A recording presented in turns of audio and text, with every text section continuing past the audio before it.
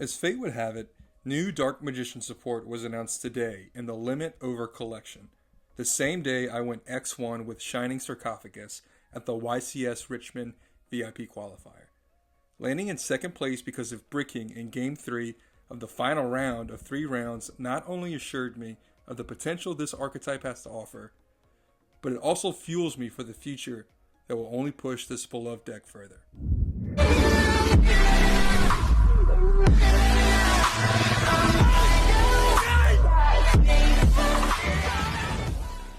Hey everyone, this is my Shining Sarcophagus deck profile that I got second place today with at the YCS Richmond VIP qualifier.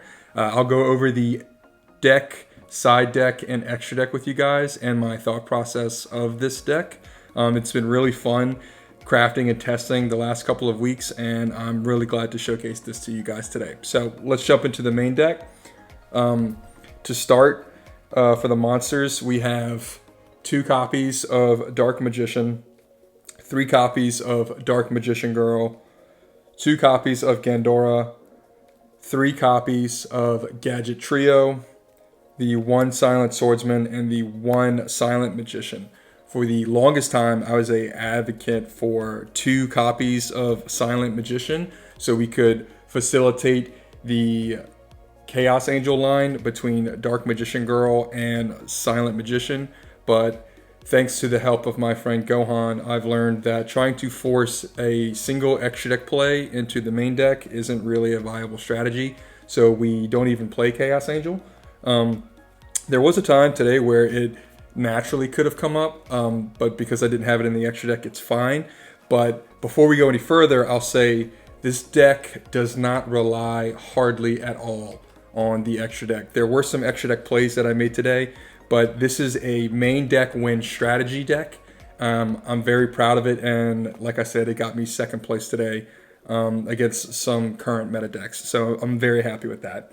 So onto the spells.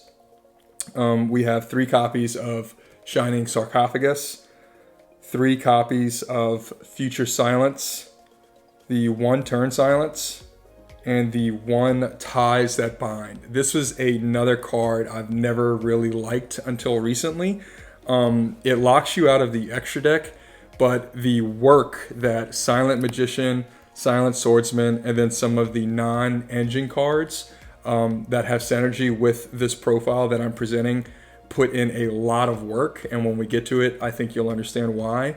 So because of that and the strategy that is graveyard control with this deck, I think meshes and blends very well together. So 1 Ties That Bind is very necessary. You could argue maybe Turn Silence to 2, but opening Turn Silence, especially 2 of them, is not good, doesn't feel good, doesn't do anything. So that's why we're running it at 1, and I think it feels the most natural. And for the non sort of Dark Magician or Dark Magician card, we have the 1 Secrets of Dark Magic. That is it for the Shining Sark package, spells and monsters. So to get into the non-engine, and like I said, this is a graveyard control deck. A lot of banishment is what we want, and you'll see why now. So in the main, we have 3 Kashtira Fenrir. This is the only cash engine that we ran in this. No other cards, just Fenrir to search, mostly for hand advantage, but also for that additional interruption. Shout out to Aqua. He's the one who suggested this for me, and I played it today. It did come up. I think it really helps facilitate some of the lines and the plays for what this deck wants to do. So just 3 Fenrir, I think, is all that's necessary. The 1 Dimension Shifter, great card, also came up today, even though we have to hard draw it. Does a lot of work. My favorite deck of the card, as you saw in the thumbnail, Dimensional Fissure. Incredible card. Really helped us against our Lunalights matchup today, as well as the branded Dracotail matchup. And this is the heart and soul of what this deck wants to do, which is the graveyard control, keep everything banished. So 3 Dimensional Fissures. And into the hand traps, we have 3 copies of Ash, 3 copies of Fuwalos, 3 copies of Nibiru, and 3 copies of Infinite Impermanence. This is a clean 40 card build. Again, we went X1 with this today. I'm very happy with it. And that is it for the main deck. I will show you guys now the extra deck and then the side deck.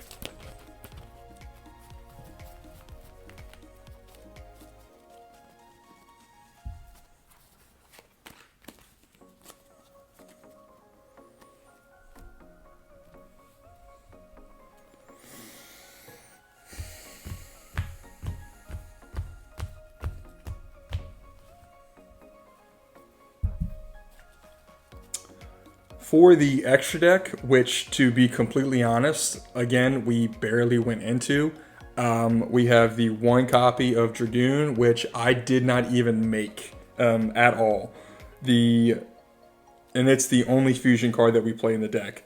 Onto the links, we have SP, IP, Miasma, and Selene. SP and IP we did use today. And then for the XCs, we have Typhon, which we did use. 2 copies of number 38. Arguably, you really only need 1. I like it at 2. The number 97 and the number 100, which is, of course, made by the Yasin combo, which we did not get a chance to do today. But that's why we play these cards. And then I will get into the side deck for you guys. So for the side deck, we ran 3 copies of Secret Village for going first. Did not use these at all, but I have in the past. That's why I kept them. They are good cards. For some of the back row removal and hate, we had 2 Lightning Storms and the 1 Heartpiece Feather Duster. For the traps, we played 3 copies of Evenly Matched, which we did side in. Again, did not use them today, but I have used them before. And onto the monsters, we have Retaliating Sea at 3, as well as Droll and Lockbird, which might be the most controversial part of this deck, is not naming Droll. But going first and opening Fissure, and then setting up the graveyard control strategy for this deck really puts pressure on my opponent to burn their resources, even if they can take care of the Fissure before their turn comes, which most of the times they couldn't. So that is it for the deck profile, guys. Thank you so much for stopping by. I do appreciate it. As always, thank you for the support. I hope to see you guys in the next one. Peace.